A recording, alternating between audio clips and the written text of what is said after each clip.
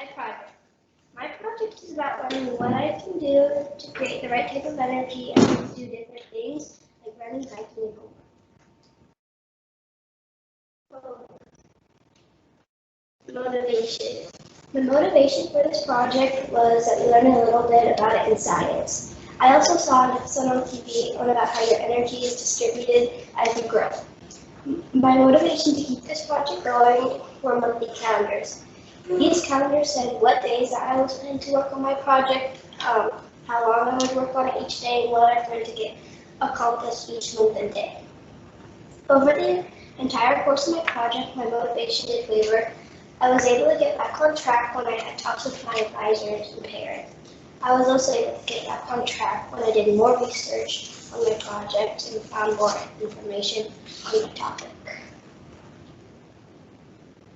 Powerful learning moments. Some powerful learning moments in my project were learning what dreams and projects really are. I always thought that they had to be somewhat academic. The most important thing I learned was that you must preserve even when you don't love what you're doing. I had to do this. I learned that the more you preserve, the easier it gets. I also learned the importance of time management. Sometimes I felt stressed that I hadn't done part of my project that I wanted to accomplish. Next time, I would ask my parents to hold me accountable for doing my project.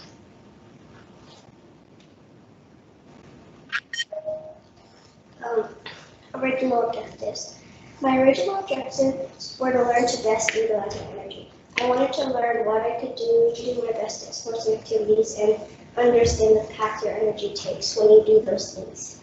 Another one of my original objectives was to work 3 hours a week. At first, I couldn't do this because there wasn't a lot of answers on the internet to what my original project was, so I changed it to 2 hours. I thought my second triumph was my last objective was to do an experiment on a treadmill. I couldn't do this because my family moved, so I couldn't use their treadmill, but I was able to do other experiments. The thing that most got in the way of my project was either my schedule or just me not wanting to complete it. For most of my project, I was busy every day of the week.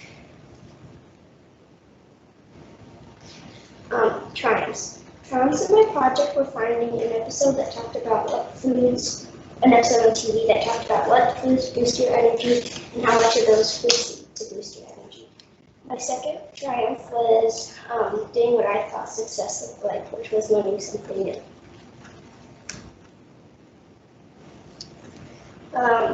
What I've learned about my project.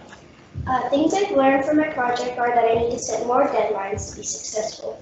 Another thing I learned is that music, like classical music, can help you focus, and music like rock and pop music can take your mind off the task, like running, because the steady beat will make you want to run or jog along to it.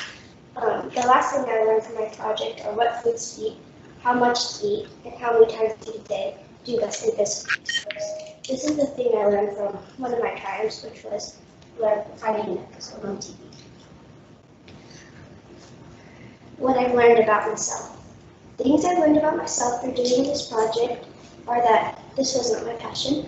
I also learned that when I get homework from teachers, I am more likely to do it than when I assign it myself, and that I need to hold myself accountable for what I'm doing work. Thank you for listening. Any questions?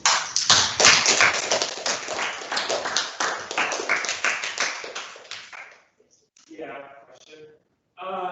So that last thing you learned about yourself, whereas when someone else assigns you to do something, you're more apt to do it than when you assign it yourself.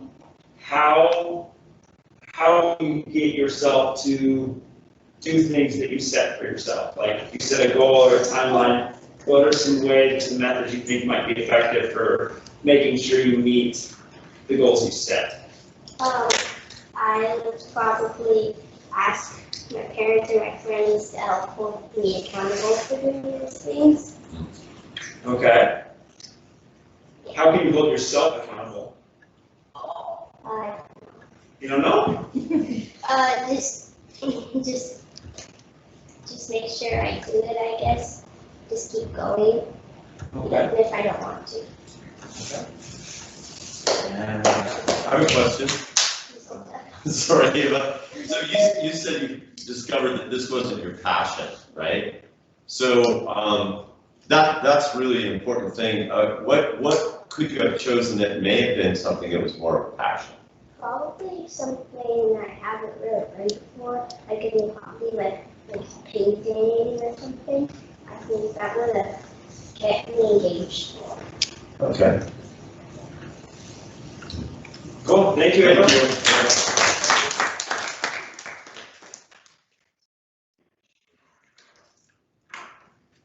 Hi, my name is Robert Forrest, and for my Genius Hour this year, I was turning pens.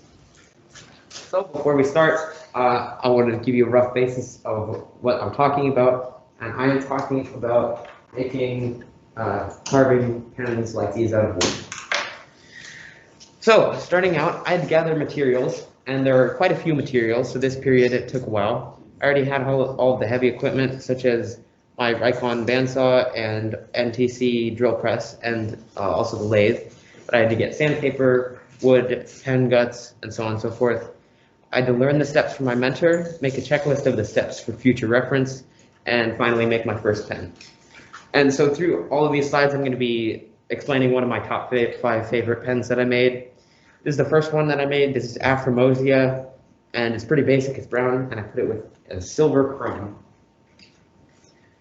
So, process of creation. This is how I make a pen. I choose the wood out of my lovely blank bin in there. I cut it to size. I select the guts and kit. That's gold or silver. I drill it and epoxy and put a tube in there. Then I turn it on my lathe. Here's my lathe up here. Sand it with 9 grits of sandpaper down there, and then finally stain it with varnish. My original motivation was that I had seen my parents and my brother using the lathe and turning pens, and I had been interested in other woodworking previously, and so that's what got me interested. I had a few points where I had wavering motivation when I had an injury on my hand and I had to get hand surgery, and also it can be boring at times.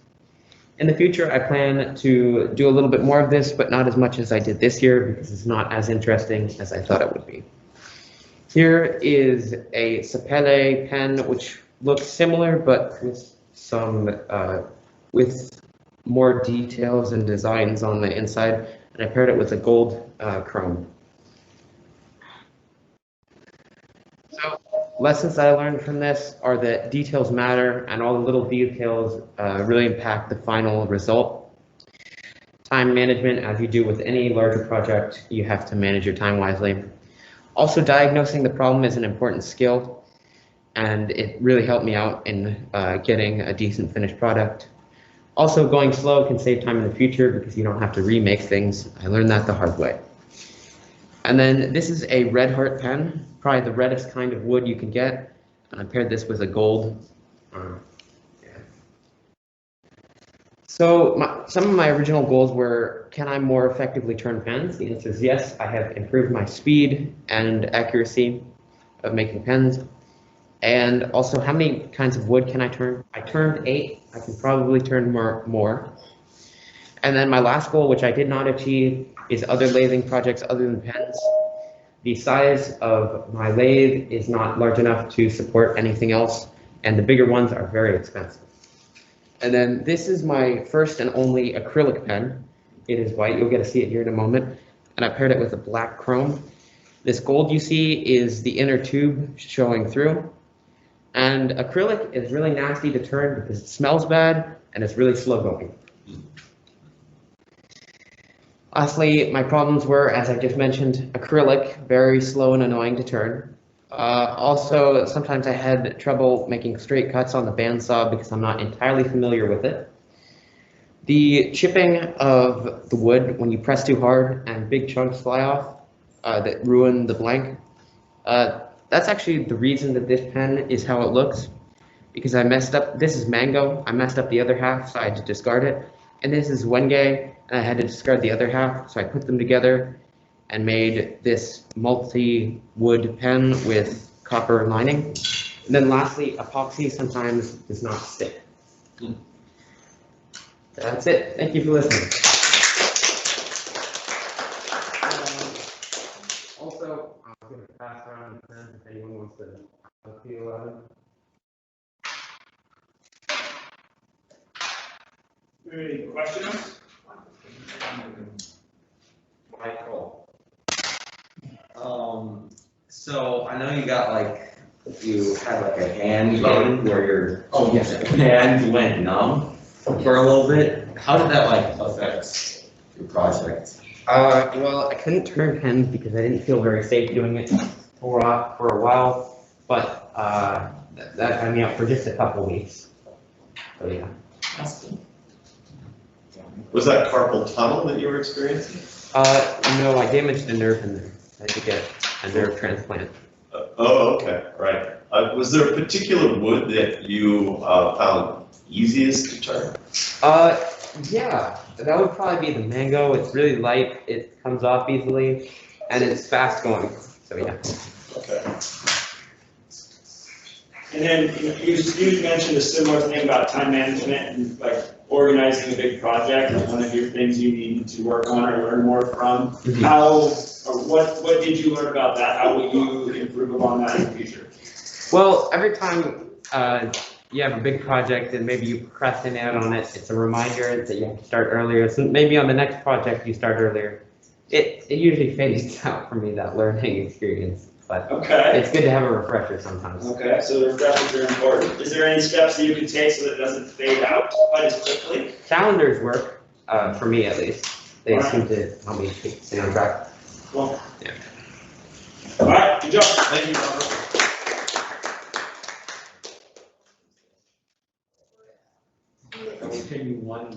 All right, Britta, I think you're set. We had better luck there.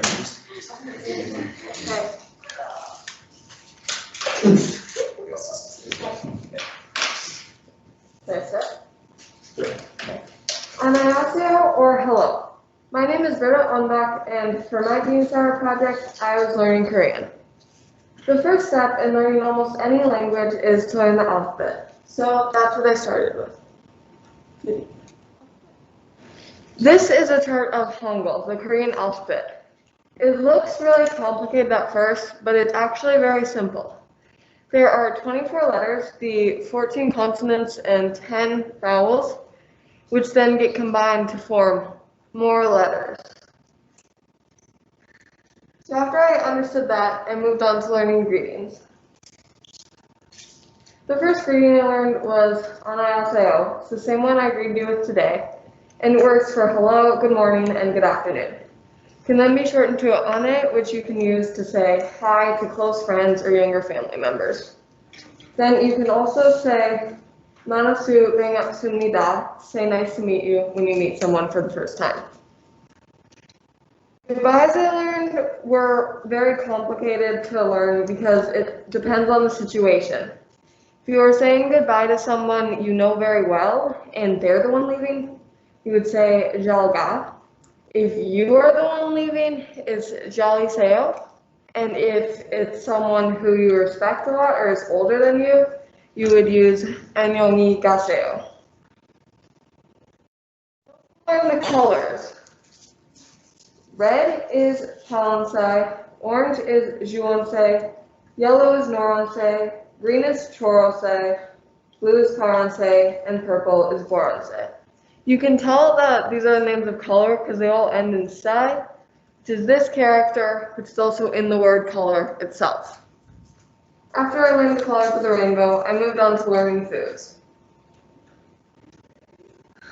The foods I learned were saga for apple, subak for watermelon, dalgi for strawberry, hang for bread, paseta for pasta, mul for water, kyopi for coffee, and juice for juice. This is not my original project plan. I was originally going to learn to play the drums, and then my other project idea was to work on drawing. I lost motivation in both of those projects. But I guess third time was a charm because I stayed motivated through this whole project. and I am going to continue working on it even after the school year is over. Two big learning moments for me were when I figured out how Hangul worked, because I had previously been trying to learn all the different combinations as their own letters. This is also the reason why I would not recommend using Duolingo, because their Korean program has you learn all the characters as their own letters.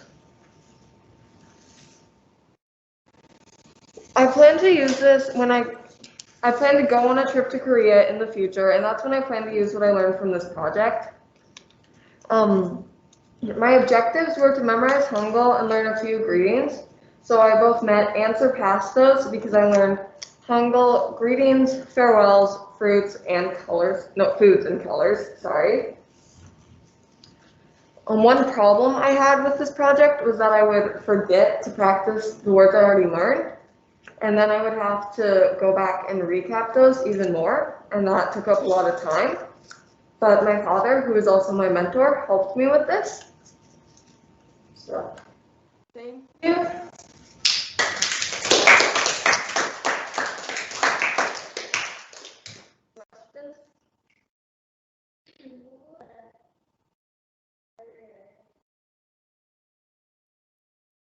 I think learning goodbye on your Angaseo was the hardest because it sounds really similar to hello.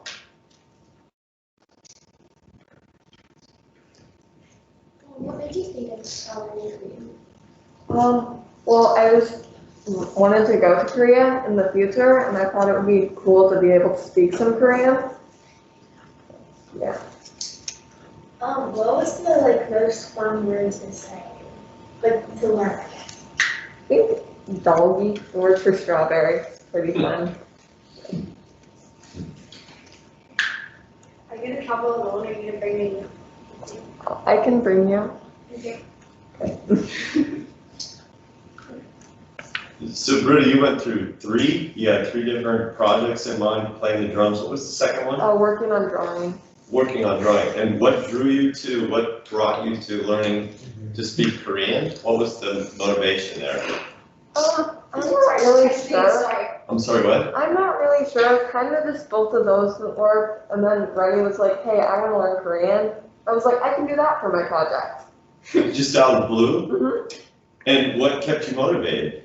I don't actually know. I just kind of didn't lose passion partway through, and I was pretty happy about that, so I didn't really question it.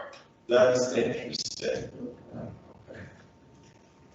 Any other questions, folks? All right, very good. Thank you, Britta. Okay, and then I'll press go and bring you the keyboard. All right. Okay, Berkley's up, folks. To start off with, I'd like to show you a little video clip that explains some of the past endeavors on the subject of the northern spotted owl.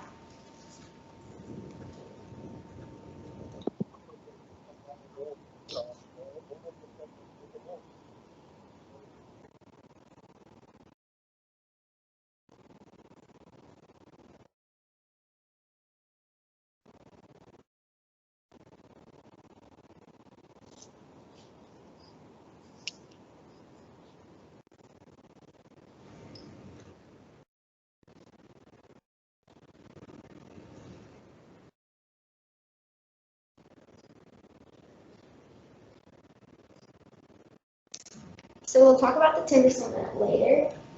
And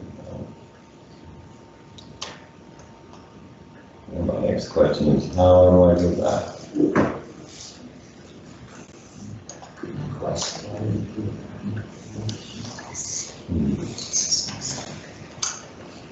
All right. Hey, from Berkley. There we go. Back to here. And next slide would be.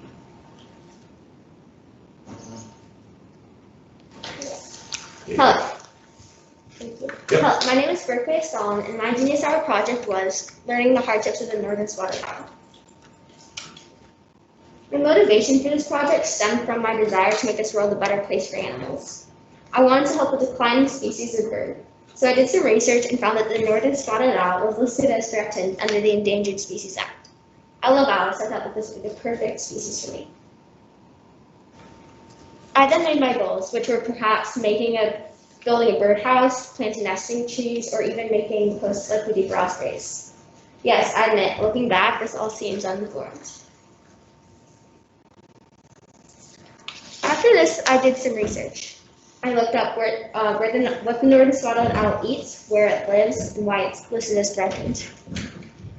I then conducted 2 emails to Washington Forest Protection Association and Outdoor Learning Center with questions, what I've learned, my research so far, and asked for guidance. They responded back in an amazingly short time period, telling me about the past endeavors, the current status, as well as the political viewpoint. I learned that the northern spotted owl lives in old-growth forests, some in British Columbia, Washington, Oregon, and California. The dietary habits are quite small. They only eat small animals and rodents, like bunny rabbits and mice. The numbers of the northern spotted owl could be bigger. In BC, there's only 3 pairs of northern spotted owls. In Washington, there's only 500.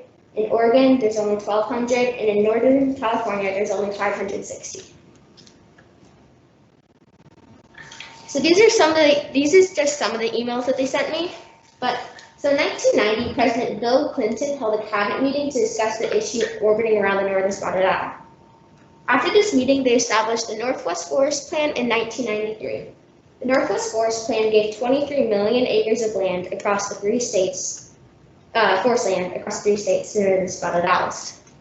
Then in 1991, the State Department of Natural Resources set aside. So on private land, each northern spotted owl pair got 6,000 acres east to the Cascades. East of Cascades to 14,000 acres west of Cascades. Unfortunately, all these spots are most likely occupied by a barred owl. So now that you know the past endeavors, let's focus on the present. Before the previous administration left office, they put up 3.4 million acres of old-growth forest to be logged. When the current administration came into play, they froze this act. You can see here that in the Olympic National Forest in 1992, we had 150 northern spotted owls. In 2009, we were down to 13. This was when my motivation wavered, when I thought that my project was hopeless. If the current administration were to unfreeze this act at any point, we would lose 1/3% of the already decimated population of northern spotted owls. When they had replied with my emails, they had said that my goals of planting nesting trees, building an outhouse, or outpost would not necessarily work. They told me of 2 main threats. One is the barred owl. The barred owl originated in the East Coast but followed human development over to the West Coast. It is a much larger owl, it's more aggressive, and it's more territorial. It eats northern spotted owls' babies and eggs, and also it can live near human and civilization. The second threat is clear-cutting and logging. Loggers, old-growth forests are big targets for loggers as they get more money for an old-growth forest tree than a regular. So when I was at this point, my mind kept telling me to continue on. I did remember a part in my emails that had said that a couple of ways that I could help would be to tell my story, make a website, and then make everyone aware. But that only takes you so far. They said that my next step would be to write to my representative and tell them when the time came to vote for forest land protection. My main goal is to get the northern spotted owl on the endangered species list because when the species is on the endangered species list, they have much more protections. Throughout this project, I have learned that this is my passion, and I have learned that as a person, I'm very attached to our environment and what we do with it. I thought at the time that this project was, not going to be easy, but going to be simple with a challenge. However, my project is a whole different story. Now, before I end, I'm going to ask you a couple questions. Can we live in a world without a northern spotted owl? Yes, we probably can. Do you want your children and grandchildren to live in a world without forests? Maybe you do, but probably not. The northern spotted owl's story of survival is just the tip of the iceberg of a much more environmental problem. Thank you for listening.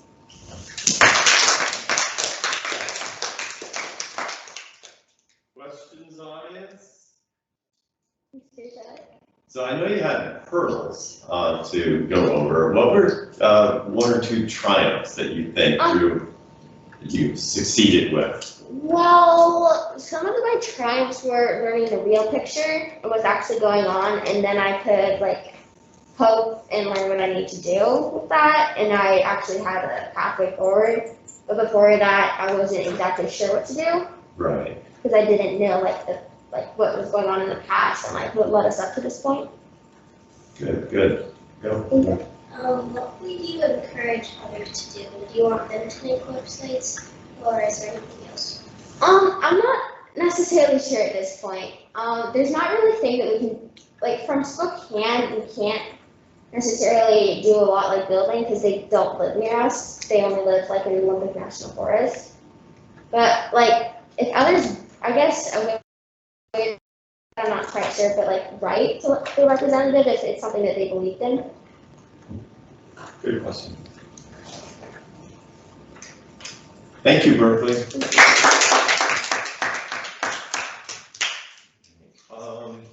Give me a minute, but Mike, you are up next. Yeah, Michael, that's you. That is me. It's my name.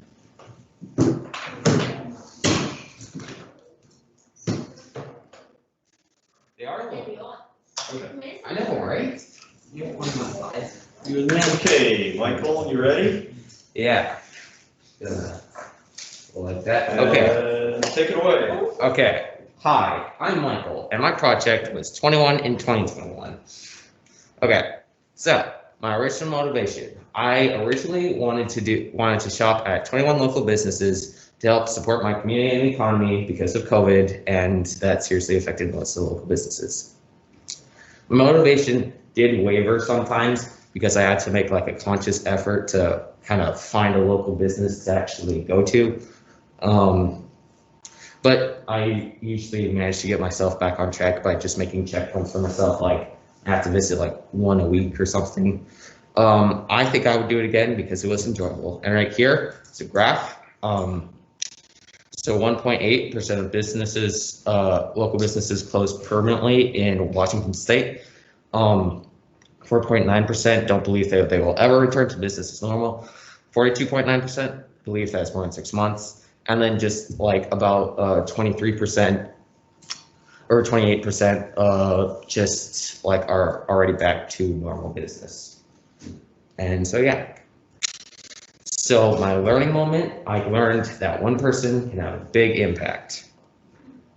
Because I like kept going back to local businesses and I made staff like more positive and whatnot because I kept coming back and I kept helping like support the business. I also created these t-shirts, to tell people to shop at 21 local businesses and kind of started a conversation about local businesses and where to shop.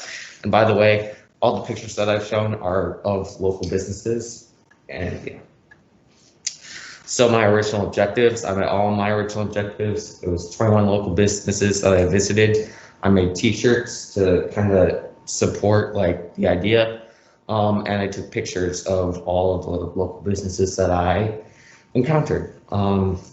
Some problems that happened was not knowing about like certain businesses, if they were like local or like an actual like good franchise, but I usually overcame that by just researching about all Spokane local businesses, and I tried to visit not only just the restaurant industry, because there are a lot of them, not that they don't need our help, but I tried to visit like a bunch of different places.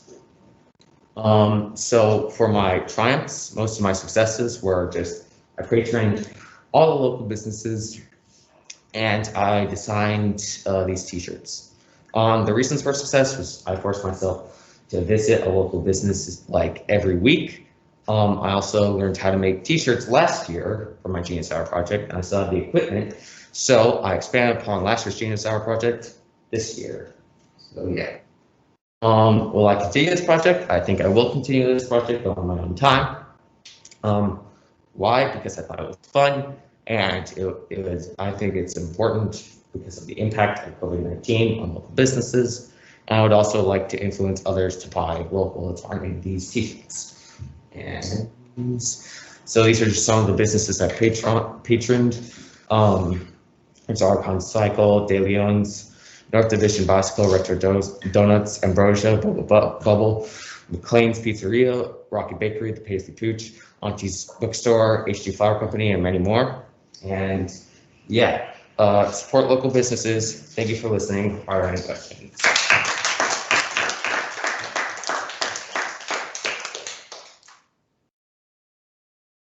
Are you gonna keep going to some of those stores, like, just because you like the products they have? Yeah, like most of them actually make like really good like food and like products, and yeah, some of them don't. But, Did you try to go to local businesses that were struggling, or did you just go to any local business? I tried to go to like some of the struggling local businesses, but like most of the struggling local businesses kind of like went out of business. So some were just local businesses in Spokane. Where can I purchase my own 21 and 21 t-shirt? You can't. Okay. Question, so where did you get I mean, were you buying items at each one of these places? Yeah. I just So is that your own money that you raised or yeah. earned? I just have to like tasks around the neighborhood and stuff to just keep my money. Yeah. Okay, and did you also have a chance to talk to some of the business owners? Yeah, I talked to some of the like owners and just some of the like staff that was working there, just kind of seeing how COVID affected them and whatnot. And yeah, it was kind of fun. Awesome. Any other questions? No? All right.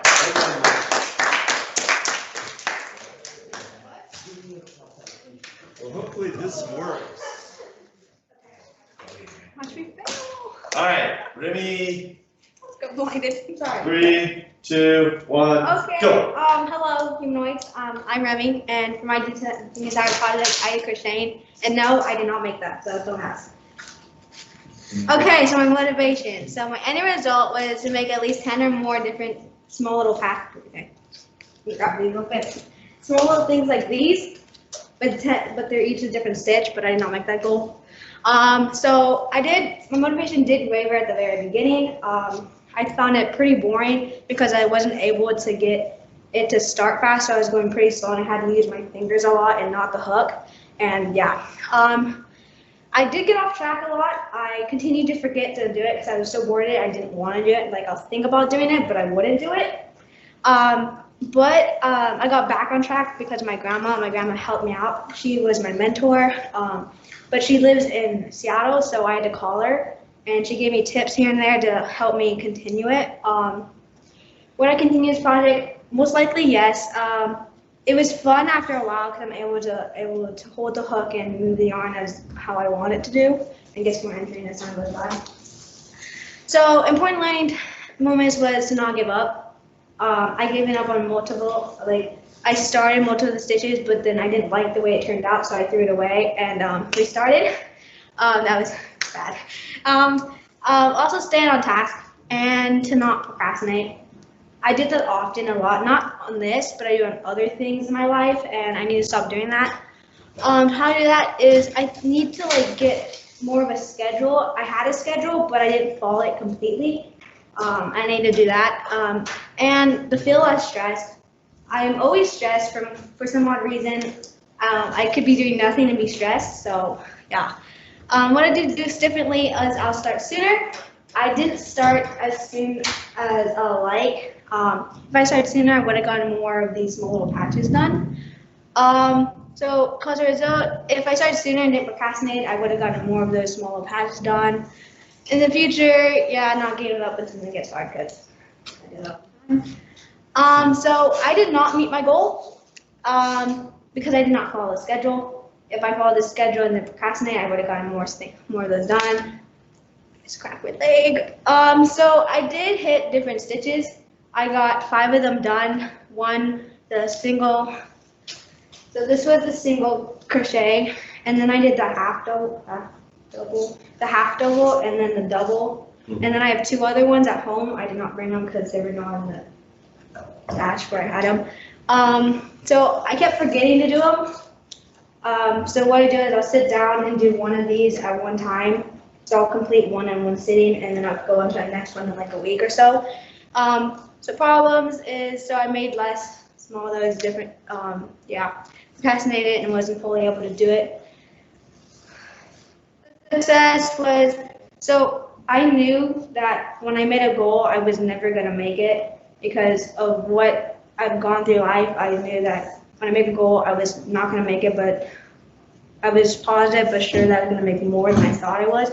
I thought I was only gonna make at least 3 because I made 5, so that's good. I also had fun. I didn't think I was gonna have fun. Like I was thinking of changing my project, but I didn't. So yeah. And asking for help. I just like asking for help with everything. It's not one of my skills, but my dad kept reminding me to ask help, so I was able to get help from my grandma. So continue this project. I did enjoy this project, and I will continue this project either for the next 15 minutes hour or just on my own time when I have free time. Like I said before, I was very bored of this project at the very beginning. I didn't want to continue this, and I was forcing myself to continue this project. But after a while, my grandma made it more fun. So yeah. Yeah.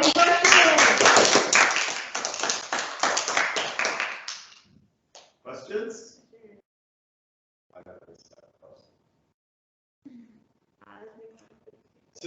So crocheting, you had never done that prior to this? No, I sewed a couple times, but I've never done this. Yeah, and so like those hooks, the little materials I use it. I had no clue how to hold it, and so I was like holding it with the arm, like, and then using my fingers. Yeah, So does your mom crochet? No, my grandma does though. Your grandma. Do you have any desires to make like a blanket or something like that with the crocheting? No, I mean, I might in my own time. Yeah, like. How long did that take you? Like, well, so what I usually do is where in one sitting, I usually watch TV while I do it, and because my hands are used to do it, because I do one row without watching TV, so I can get used to it, and then I'll continue doing it watching TV because I got my hand motions. So this is the half build. This is the build. Yeah, and this took me like 3 hours. I was sitting in front of the TV for 3 hours. Wow. Yeah. Wow, that's a long time, but it's really nice. Any questions from anybody else? Have any of you ever crocheted? No. No? Okay. Awesome, you guys. Remy, it looks like you learned a lot from this project. Thank you.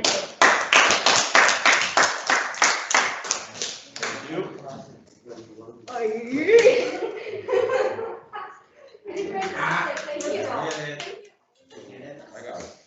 Okay, audience, thank you. Here we go. Who likes photography? We do! Yay! The Color of Our World by Alessandra and Natalie Alessandra. These are our real pictures.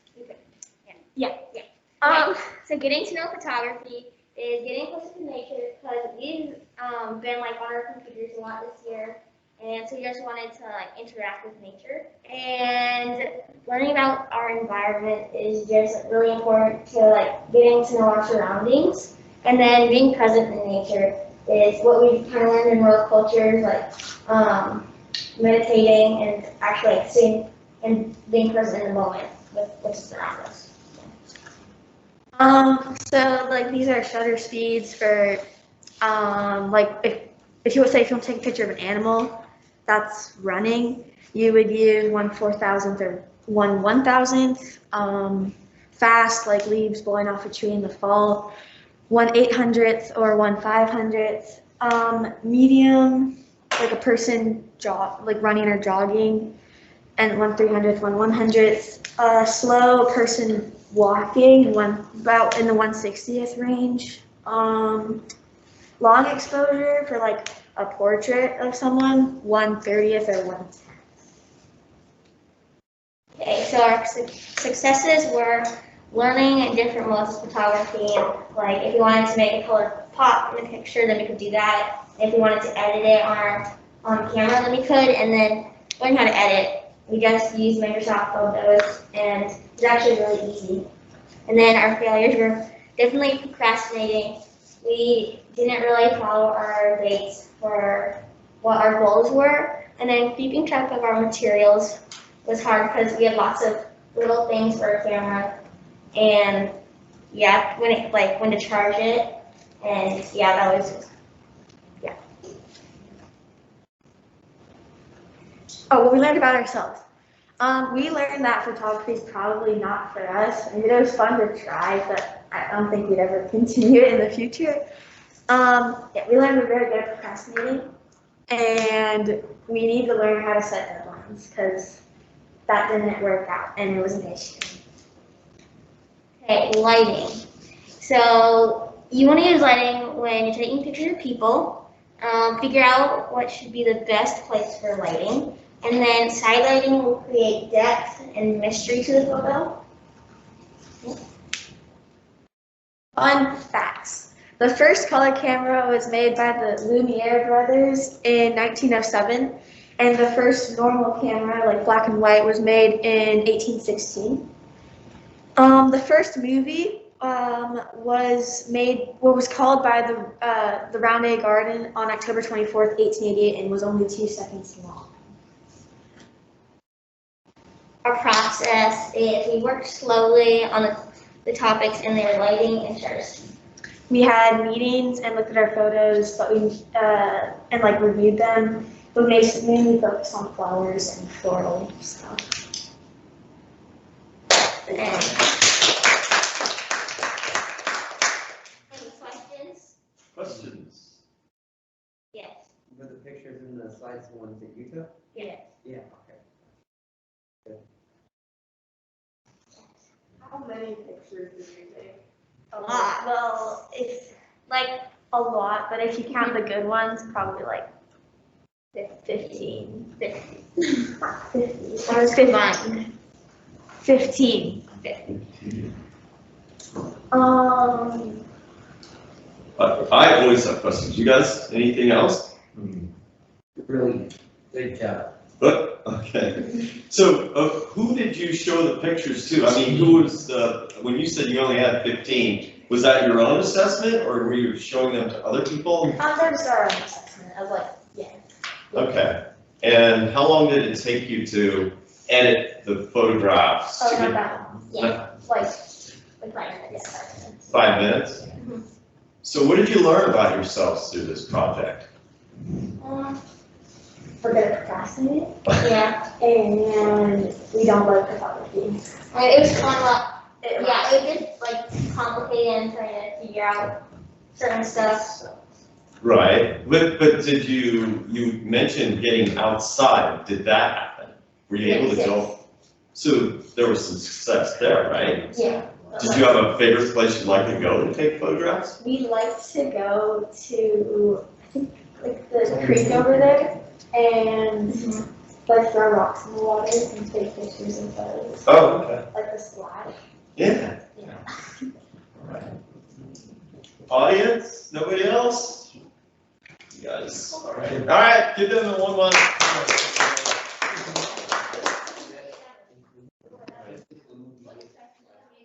All right, are you ready? Yeah, how do I turn the slides over? So you just advance by pushing that area, is that what you're asking? Is there? Yes, the one that points to the right. No, okay, the one that points to the left. Okay, you are on, go. Alright, hi, my name is Joaquin Kilt, and this year for my Genius Hour, I did vegetarian cooking. Alright, is vegetarian cooking good for your health? It is if you know what good foods there are to eat. So some great foods that are great for vegetarians are foods that are rich with protein, vegetables, and I like tofu, and some soy is also good for a nutritious meal. Alright, so for my journey, I did choose cooking or vegetarian cooking. The first few weeks were just research, scheduling, researching recipes that I wanted to do. I first need to learn the basic skills of cooking, which is thanks to my mentor. I was educated with basic skills such as like boiling, using the stove, safety rules, stuff more like that. Okay, so learning. So me and my mentor cooked some basic meals at the start, more about breakfast kind of type meals such as eggs, scrambled eggs, fried eggs, mainly eggs. Yeah. That's pretty good. Got some spices though, spiced it up. Alright, so why did I do this project? So I did this project because I am a vegetarian. I did switch like last summer. I also enjoy cooking, seeing how people make a meal and seeing the end product, seeing whether it's good or not. I also want to learn basic techniques about cooking. Yeah, it was a pretty fun experience. Alright, so probably my big meal or my favorite meal. I did a stir fry, which is basically kind of like a vegetarian kind of inspired tofu stir fry. My main ingredients was basically tofu, bell peppers, and some sauces to make it more tasty. As you can see in this picture, I just chopped up some vegetables and put it in a bowl. Alright, so what I wanted to do was I was hoping to cook at least like 3 meals during this genius hour. I fortunately did more than 3. My favorite one was the stir fry with vegetables, and yeah, that was my favorite. Some struggles was basically time management, using my time to the best, and I solved this by I just made time whenever I could, all the sports that I had going on. I just did it whenever I could. Alright, so some triumphs during this project. I now know basic knowledge about cooking and putting it into cooking, such as treating like eggs and the techniques of stir frying, using the stove. I did cook some more meals along the way, just like some quesadillas, grilled cheese, and some pancakes and cookies that I liked a lot. Alright, so next year, I probably will continue this project, but on my own time. I do think this project helped with my time management and scheduling. I would like to thank my mentor for helping supporting me and just going on this journey with me. What's the time? You're okay. Alright, we're just gonna stand here for about 10 minutes. We've got questions to ask you. Is it 4 minutes yet? Oh, no. This isn't graded. Alright, let's go. Yeah. Thank you.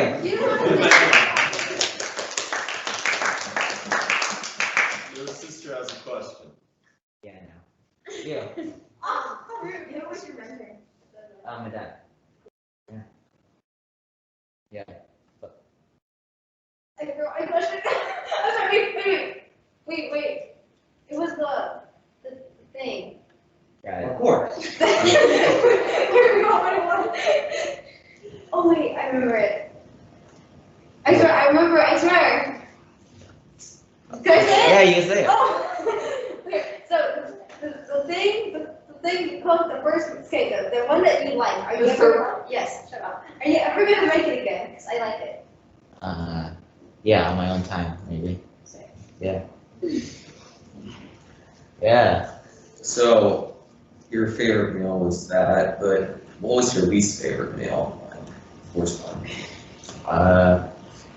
Least favorite meal. I didn't have one. I like them all. That's good. I have a lot. So, did you have a particular place you like to shop for the ingredients for your dishes that you make? Is there a store over others that you enjoy going to more? No, I just like going to the grocery store. You do? Yeah. All right, so you helped pick out the ingredients. Yes. Did you use a cookbook? No. Really? I did not know. I just used stuff online. Oh, you went online and I found? actually signed up for like a website. I got recipes from there. Okay, right. And then last but not least, what was probably the biggest hurdle for you to negotiate with? What was the most difficult? Was it time to prepare the meals? Yes. Okay, right. That's a neat project. Thank you. Cool. You guys, anything else? Thank you for presenting today. I learned a lot about you guys. These all seem like really interesting projects. With that, it is 10 o'clock, a little after 10. You guys have a break.